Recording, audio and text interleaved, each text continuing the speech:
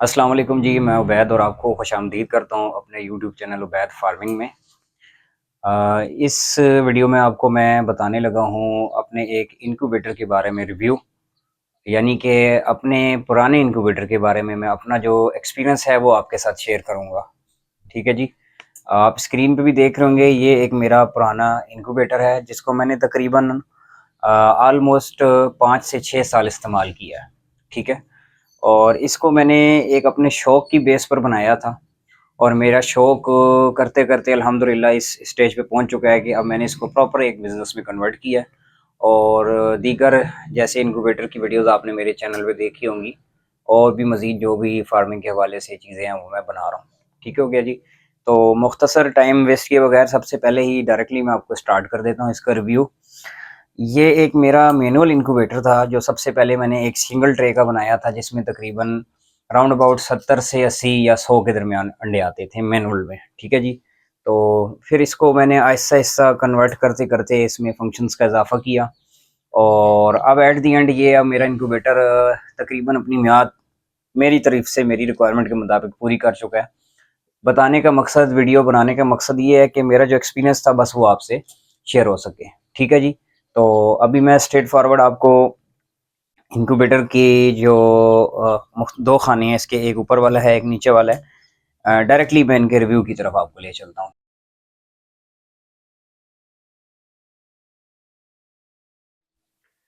जी, अब मैं आपको इस मरहले में बताऊँगा अपने इंक्यूबेटर की सबसे पहले मेकिंग के बारे में, कि ये किस मटीरियल की बॉडी बनी थी। ठीक है जी, ये आज से तकरीबन ऑलमोस्ट 5 से 6 साल पहले मैंने बनाया था, ठीक है? और फिर मज़ीद इसमें चेंजिंग की। तो सबसे पहले इस बॉडी को जो मैंने तैयार किया था मैं आपको दिखाता हूँ, ठीक है जी? लकड़ी और प्लाईवुड का इस्तेमाल करके, ठीक हो गया? ये आप देख सकते हैं मेरा इंक्यूबेटर अंदर से। इसकी जितनी भी बॉडी है हर तरफ से, उसमें आप ये समझ लें कि प्लाईवुड का इस्तेमाल। और बहुत पहले एक ये कार्डबोर्ड मिलता था, कार्डबोर्ड होता है आमतौर पे एक सैंपल। मैं आपको बल्कि स्क्रीन पे मेरा वीडियोग्राफर शेयर कर देगा। एक प्लाईवुड का पीस वो मैं आप स्क्रीन पे देख लेंगे और एक कार्डबोर्ड का शीट, ठीक है? उन दोनों शीटों को मैंने यूज़ करके उनके दरमियान में फ़ोम की फिलिंग की थी। उस दौर में मैंने तकरीबन आधा इंच मोटाई का जो वाइट कलर का फ़ोम होता है जिसको पॉलीथीन फ़ोम कहते हैं, उसकी फिलिंग करके तो इस बॉडी की हर तरफ से मेकिंग की थी। ठीक हो गया? तो ये बॉडी की मेकिंग है, हर तरफ इसी तरह की बनावट की थी। उसके बाद एक इस तरह का डोर बनाया था और इसमें दोनों तरफ शीशा लगाया था। अगर आपको नज़र आ रहा हो कि इसके फ्रंट पे भी शीशा है और फिर बीच में एक गैप है और पीछे की तरफ भी शीशा है। तो डबल लेयर का इसमें गिलास लगाया था ताकि हीट ज़ाया ना हो। और फिर लकड़ी का इस्तेमाल किया था और ये आप देख सकते हैं कि दोनों तरफ इसके बोर्ड भी यूज़ हुआ था। तो ये काफ़ी पुराना अभी है, यूज़ हो चुका है। तो ये हो गई इसके बोर्ड की इसकी बॉडी की मेकिंग। ठीक है जी।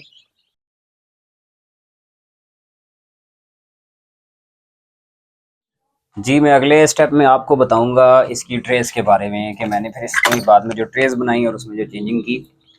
तो आप अगर ये देख सकते हैं, एक सिंपल ट्रेस थी जो मैंने इसमें बनाई थी, ठीक है? नीचे इसके जाली लगा दी थी और ट्रेस में भी मैंने बहुत कुछ सीखने को मिला है। पहले मैंने ये मेरा अगर कैमरामैन करीब से दिखाए, ये आपको इसकी ये ट्रेस नज़र आ रही होगी, ठीक है? ये आम बर्फ़ी जाली होती है, ठीक है? ये लगाई थी, इससे पहले एक इससे भी बड़े खाने वाली जाली होती थी, वो लगाई। इन सब जालियों का मैंने एक्सपीरियंस करके देखा कि इन सब जालियों में चूज़ों को बहुत प्रॉब्लम होती है। एट द एंड अब मार्केट में जो एक जाली आई है, वो उसका साइज़ भी छोटा होता है, ग्रीन कलर की होती है और ना वो मच्छर जाली होती है, ना वो ये वाली जाली होती है और वो हर जगह से मिलती भी नहीं है, स्पेशल जगहों से मिलती है। उसकी पिक्चर अगर हो सकी तो मैं अटैच कर दूँगा। वो वाली जाली हमेशा अपनी ट्रे में यूज़ करें। ये आप एक्सपीरियंस की बात है कि आम जाली ये वाली शादी कभी भी यूज़ नहीं करनी। ठीक हो गया?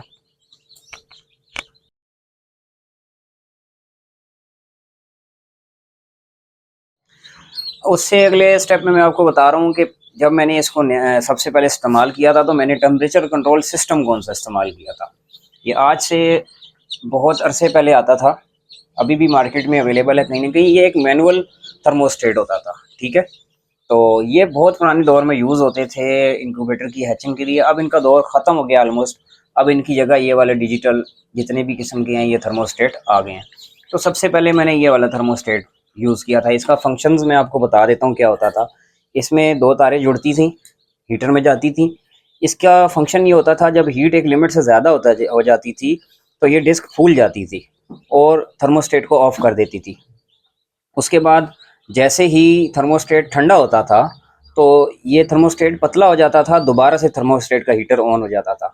तो ये ऑन ऑफ टेम्परेचर के मुताबिक ये लगा रहता था और इसकी नॉब से हम इसको एडजस्ट करते थे पहले, ठीक है जी। यानी कि इसको जितना क्लोज करेंगे या जितना दूर करेंगे उस हिसाब से टेम्परेचर एडजस्ट होता था। ठीक हो गया।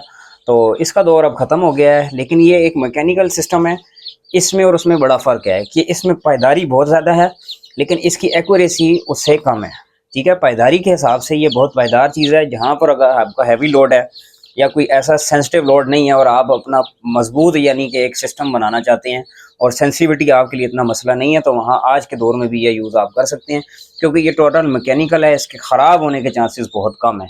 जबकि ये डिजिटल थर्मोस्टेट है, इसका सारा इलेक्ट्रॉनिक्स का सर्किट है, इसकी मामलात अलग हैं। ये अच्छे भी हैं और सेंसिटिव भी हैं, इनमें दोनों चीज़ें हैं, लेकिन इसमें मसले मसाइल ख़राब होने के आ जाते हैं। ठीक हो गया जी।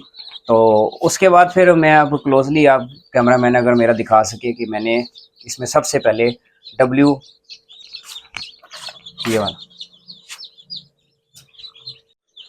जी, तो उसके बाद मैंने जो है वो इसका इस्तेमाल किया था। इसको कहते हैं W1209। तो ये भी मैं तकरीबन आज से आलमोस्ट 4 साल होने के करीब हैं, तकरीबन 4 से 5 साल होने के बल्कि करीब है, मैं W1209 का इस्तेमाल कर रहा हूँ। ठीक है, तो ये मेरे पास अल्हम्दुलिल्लाह बिल्कुल एक्यूरेट चले हैं।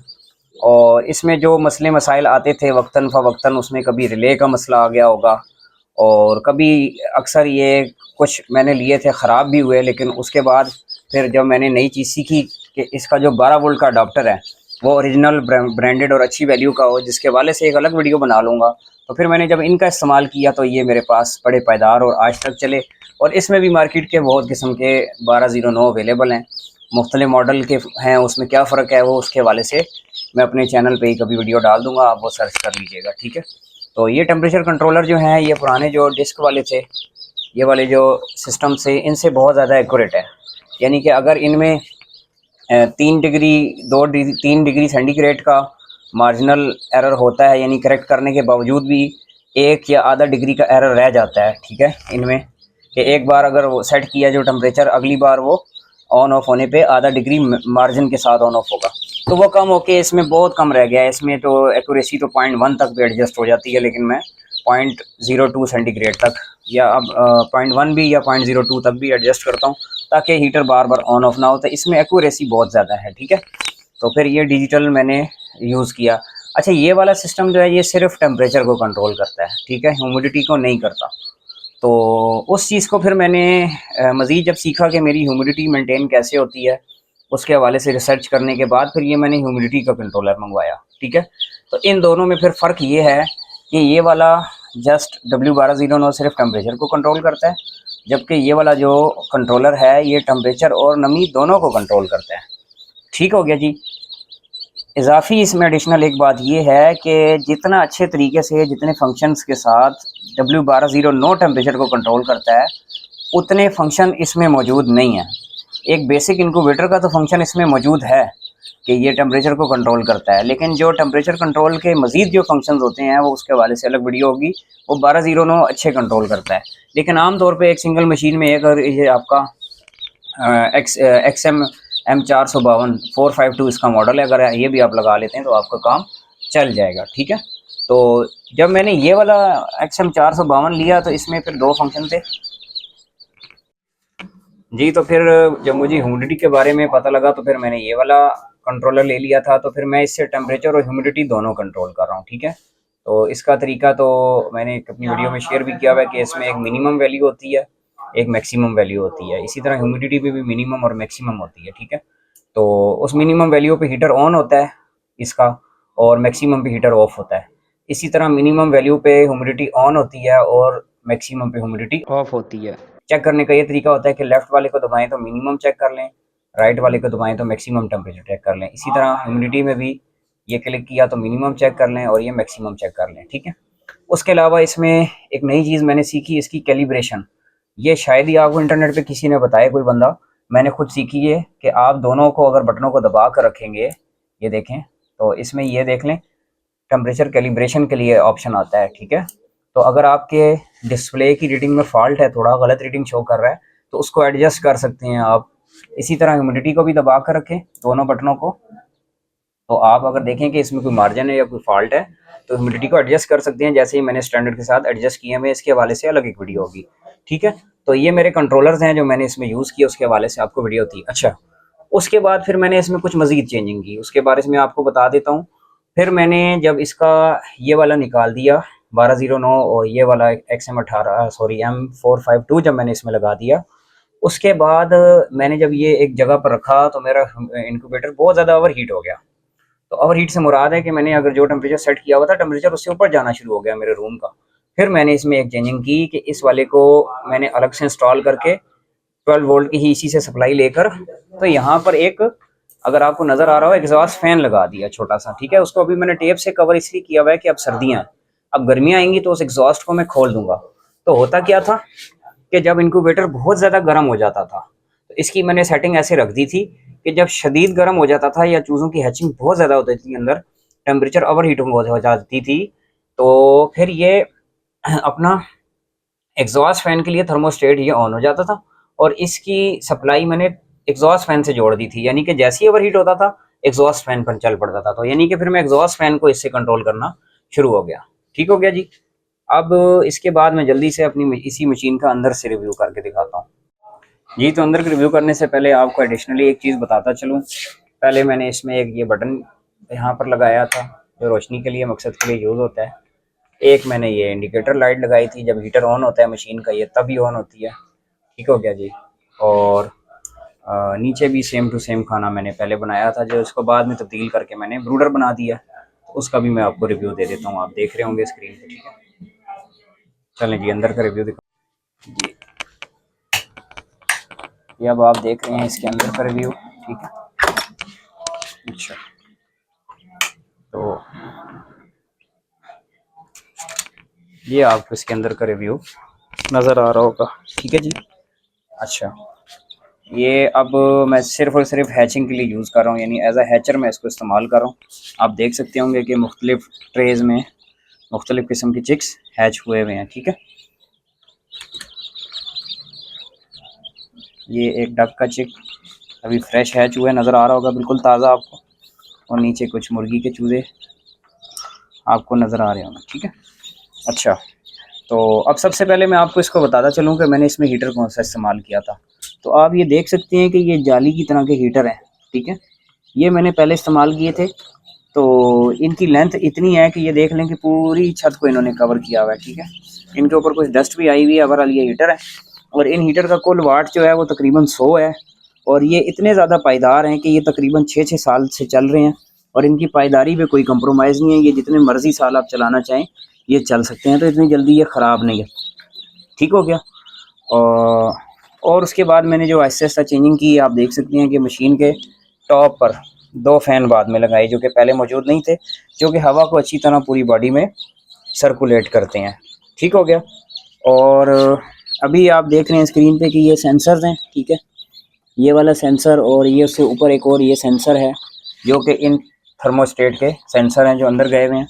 ठीक हो गया।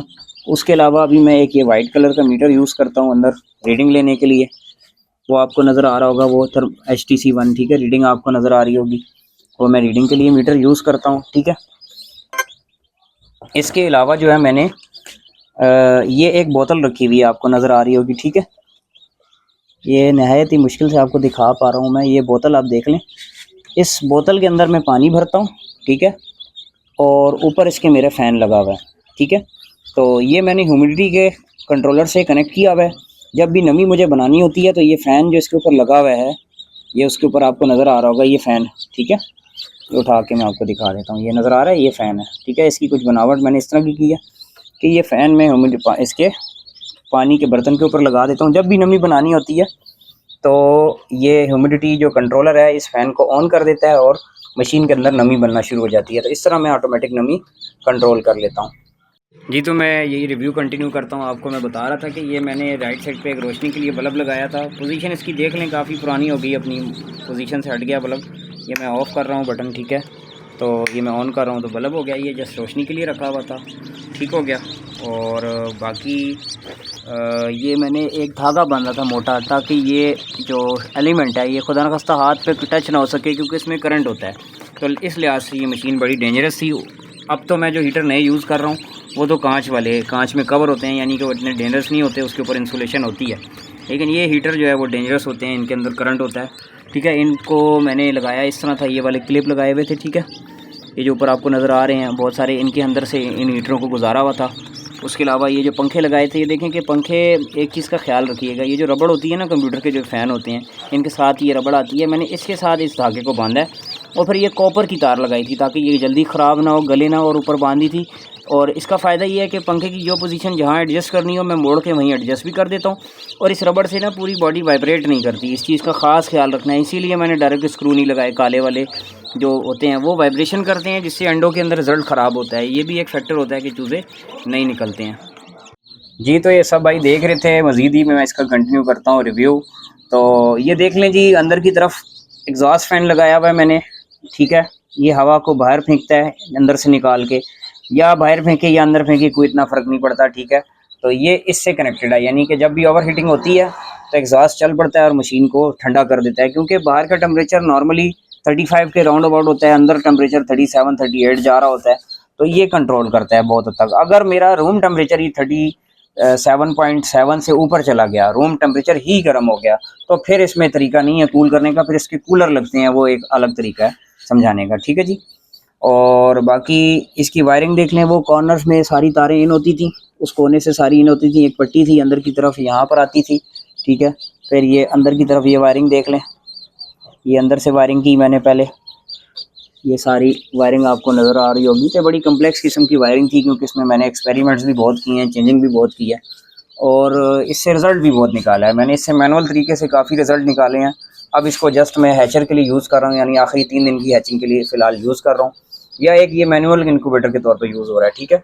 और इसमें ये 3 ट्रेज़ हैं, ठीक है। एक के ऊपर एक ट्रे रखी हुई है, एक ये रखी हुई है, दूसरी ये रखी हुई है, तीसरी ये रखी हुई है। तो पंखा जो है, अब इसकी स्पीड आप देख लें, इतनी सूटेबल स्पीड है। मैंने फ़ैन ऑन की है तो ये इतनी स्पीड है इसकी कि ये तीनों ट्रेज़ में अच्छे तरीके से हवा को सर्कुलेट करता है, क्योंकि एक पंखा सीधे हाथ पे लगा हुआ है जो इस एरिए को करता है, और दूसरे हाथ का इधर करता है। ये टोटल तकरीबन 2.5 फुट की इसका फ्रंट है, और 2 फुट इसकी तकरीबन गहराई है मशीन की, ठीक है।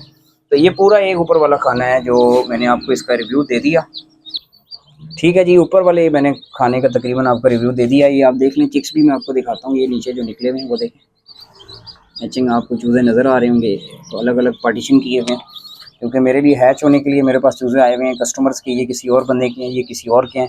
फ़िलहाल इस बॉक्स में और हैं, इस बॉक्स में और हैं, हर बॉक्स में अलग बंदे के मैंने अभी जमा किए हुए हैं। अभी मैं एक अलग जो बनाऊंगा हैचर, उसमें एक मैं प्रॉपर ड्रॉज वाला सिस्टम रखूँगा, ठीक है जी। तो ये बिल्कुल मेरे एक ऊपर वाले खाने का रिव्यू था। अब मैं चलता हूँ आगे वाले नीचे वाले खाने की तरफ, ठीक है जी। तो मैं आपको नीचे वाले खाने के रिव्यू देने से पहले मैं आपको बताता चलूँ कि इसका जो एक मैंने कंट्रोल सिस्टम रखा था, ठीक है। इसी टाइम में मैंने एक इसका बोर्ड बनाया था पहले, उसमें इसके बहुत सारे कंट्रोल रखे थे, फ़ैन के, हीटर के, टोटल मशीन के। फिर इसका अडॉप्टर मैंने वायर लगाया था। किसी टाइम में मैं ट्रांसफार्मर यूज़ करता था, मैंने इनका यूज़ ख़त्म कर दिया। ये बड़े ट्रांसफार्मर किसी टाइम में मैं यूज़ करता था, ठीक है। सर्किट्स बनाए थे किसी टाइम में मैंने अलग अलग, ये देख लें, इसको कहते हैं एसी से डीसी कन्वर्ट करने के लिए ब्रिज रेक्टिफायर होते हैं, ये मैं खुद बनाता था। यानी बहुत बारीक सर्किट डिज़ाइन भी मैंने खुद ही की है किसी टाइम में। इसमें 7812 की एसी लगाई थी मैंने, तो ये किसी टाइम में मैंने यूज़ किए थे। अब ये एक यूज़ हो रहा है अभी जस्ट, और ये वाला यूज़ नहीं हो रहा। अब मैं इन पे अडॉप्टर पे चार्जर पे शिफ्ट हो गया हूँ, ठीक है। ये ब्रांडेड मैं यूज़ करता हूँ।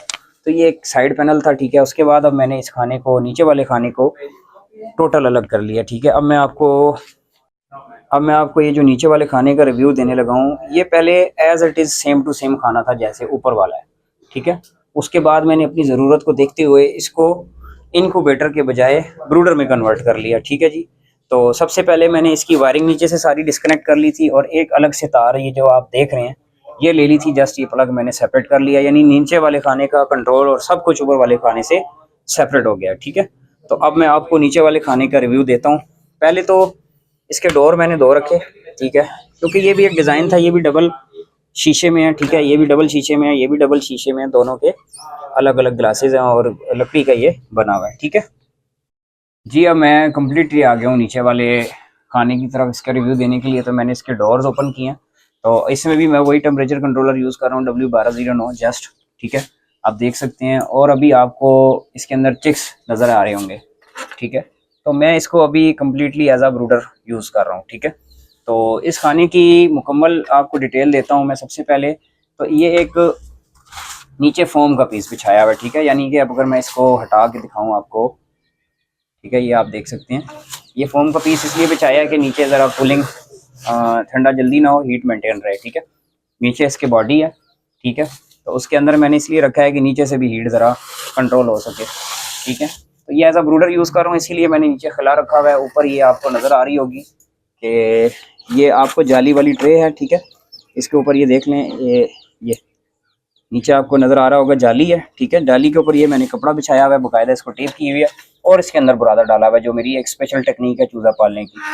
ठीक है, मज़ीद तो ब्रूडिंग की डिटेल्स आपको बाद में बताऊंगा मैं। ठीक है, तो इसको आगे नेक्स्ट अगर मैं आपको दिखा सकूं, तो ये जो थर्मोस्टेट है, ठीक है, इसकी वायर ये यहाँ से एक इस बॉक्स के अंदर चली जाती है, और अंदर एक मैंने बल्ब लगाया हुआ है, इसके साथ डिमर के साथ लगाया हुआ है। तो वो 100 वाट का बल्ब है, लेकिन उसकी हीट डिम है। ये मैंने ऊपर इसलिए रखा हुआ है क्योंकि चूज़े ऊपर चढ़ जाते हैं तो उसको ऊपर से गंदा करते हैं, इसको मैंने इसीलिए यहाँ कॉर्नर पे फिट किया हुआ है। ठीक है, तो ये पूरी ऐसी ट्रे है जो बाहर निकल आती है। ठीक हो गया। अच्छा, इसके बाद अब मैंने ये 12 वोल्ट का चार्जर लगाया हुआ है, जिससे ये ऑन होता है। ठीक है, ये ऑन होता है, इसकी वायर उससे कनेक्ट की हुई है, और उसके अलावा अंदर सारी वायरिंग मैंने की हुई है। ठीक है, एडिशनली मैंने ये लगाया हुआ है, ठीक है, डिमर, इससे 100 वाट का बल्ब डिम होता है। फंक्शन मैंने इसका ऐसे रखा हुआ है कि ये देखें, बल्ब की तार मैंने अगर अनप्लग कर ली तो ये पूरा सिस्टम में निकाल के बाहर कर देता हूँ, और दोबारा मैंने लगाना हो तो जस्ट मैं इसके अंदर लगा देता हूँ, तो ये आपका बल्ब ऑन हो जाता है। ठीक है, तो ये सारा फंक्शन है। ठीक है, रोशनी के लिए ये मैंने बटन रखा हुआ है। ठीक है, ये रोशनी इससे ऑन और ऑफ हो जाती है। ठीक हो गया, और अंदर की वायरिंग आप देख लें सारी ऊपर से। ठीक हो गया। ठीक है जी, ये सारी है। ठीक हो गया। अच्छा, ये ऊपर इसके हीटर हैं, जैसे ऊपर वाली मशीन के थे इसी तरह ये नीचे वाली मशीन के। ये अब यूज़ नहीं हो रहे, पहले इनमें करंट हुआ करता था, लेकिन अब इनका इस्तेमाल नहीं है। इनको मैं खोल लूँगा। ठीक है, और यहाँ पर मैंने एक ओपनिंग की एग्जॉस्ट फैन लगाने के लिए की थी, लेकिन अभी मैंने मतलब बनाया नहीं, एग्जॉस्ट फैन लगाया नहीं है, मुझे ज़रूरत नहीं पड़ी। ये भी मैंने इसीलिए वेंटिलेशन की है। एक चीज़ जनरल याद रखें कि चूज़े पालने का, कि एक साइड पे हीटिंग जोन होती है जहाँ पे चूज़े हीट लेते हैं, दूसरी साइड पे कोल्ड जोन होती है, और हमेशा मैं सुराख बेस लेवल के पास करता हूँ। ये पानी का बर्तन रखा हुआ है, इसमें चूज़े पानी पीते हैं। ठीक हो गया, पहले ये नीचे रखा होता है, जब ऐसे ऐसे चूज़े बड़े हो जाते हैं तो थोड़ा ऊपर ईंट पे रख देता हूँ। ठीक है, दाने की ये देख लें, एक लोकल सा तरीका मैंने चूज़े पालने का बनाया हुआ है। ठीक है, ये बोतल है। ठीक है, इसमें मैंने अंदर जाली फंसाई है, उसके ऊपर अंदर दाना डाला है, कभी भी ज़ाया नहीं होता दाना। ठीक है, ये भी प्रॉपर मेरी टेक्निक है। ये देख लें, ये जाली मैंने लगाई, ऊपर मैंने बर्तन इस तरह का है, अंदर खुराक डाली, ऊपर जाली लगा के इस तरह फंसा दी, तो और जाली को मैं ऊपर कर देता हूँ जब भी मैं दाना डालता हूँ। ठीक है, इससे चूज़े जब पाँव मारते हैं ना, तो कभी भी दाना ज़ाया नहीं होता, और हमेशा उनकी पहुँच में रहता है दाना। ठीक है, चूज़े माशाल्लाह ये फिर रहे हैं, हर तरह के चूज़े आते रहते हैं मेरे पास। चूज़े आपको ये नज़र आ रहे होंगे। ठीक है, और मैं ये रीडिंग लेता रहता हूँ इसकी। ठीक है जी, टेम्परेचर और ह्यूमिडिटी भी ब्रूडर में भी मैं मेंटेन रखता हूँ इस मीटर के ज़रिए। ठीक हो गया, तो बस ये मेरा एक फ़ाइनल रिव्यू है इस मशीन के बारे में। ये मशीन मेरी बहुत पुराने दौर की मशीन थी, इसको मैंने यूज़ किया काफ़ी साल, और अल्हम्दुलिल्लाह इससे हज़ारों की तादाद में मैंने चूज़े हैच किए हैं और चूज़े पाले हैं। ठीक हो गया जी, तो इसके हवाले से जो भी तफसील मैं आपको दे सकता था मैंने दी है। एक बार फिर देख लें, तो वीडियो को मैं अब क्लोज़ करता हूँ। नेक्स्ट किसी वीडियो के लिए मेरा आप यूट्यूब चैनल देख लें, उबैद फार्मिंग के नाम से, और मेरा नंबर भी नोट कर लें। अगर इसके हवाले से भी इनक्यूबेटर, ब्रूडर या कोई हैंस के हवाले से, फैंसी हैंस के हवाले से आपको चीज़ चाहिए, तो मेरा नंबर है 0333 571 571 7। ठीक हो गया जी, तो अगर इसके हवाले से भी किसी भाई ने रब्ता करना हो तो मुझसे रब्ता कर सकते हैं। तो वीडियो मैं क्लोज़ करता हूँ जी, बहुत शुक्रिया आज से। अल्लाह हाफिज़।